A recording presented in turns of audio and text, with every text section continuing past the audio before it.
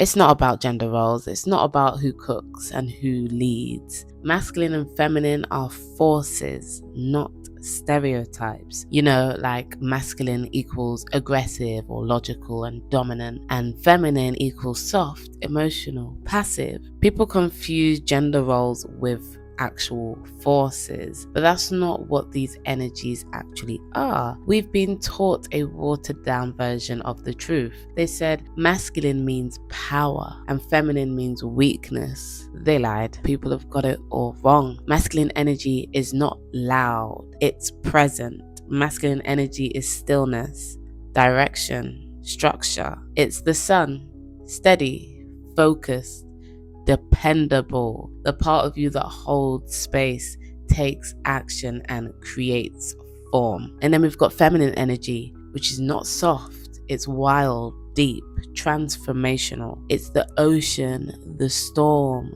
the womb that births the galaxy. Feminine energy is flow, intuition, and depth. It's the moon, the dream, the cycle, the void where all life begins. It's the part of you that feels, receives, and transforms. These aren't man and woman traits. These are codes inside every spirit.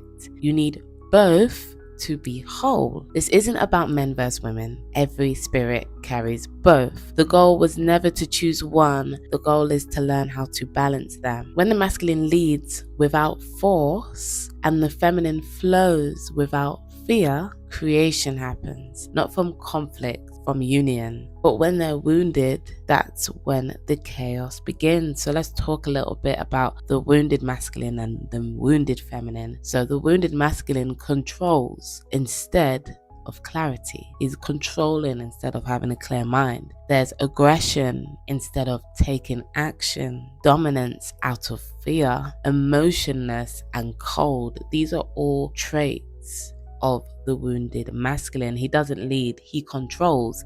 He doesn't protect, he possesses. He forgets stillness and becomes force. The wounded feminine, on the other hand, is manipulation instead of intuition, chaos instead of flow, overgiving from emptiness, emotional storms with no anchor. She doesn't nurture, she clings. She doesn't receive, she drains. She forgets her power and becomes pain. And the sad part about this is that a lot of us are actually only familiar with the wounded versions of these forces, as that's what most of us was brought up around and was told that was the right way to be as a man or a woman, and that's very incorrect. But healing is remembering that true masculine holds space and that true feminine moves mountains. And when they meet, not in conflict but in union, you become the bridge, the balance, the creator. So don't ask, which energy do I need?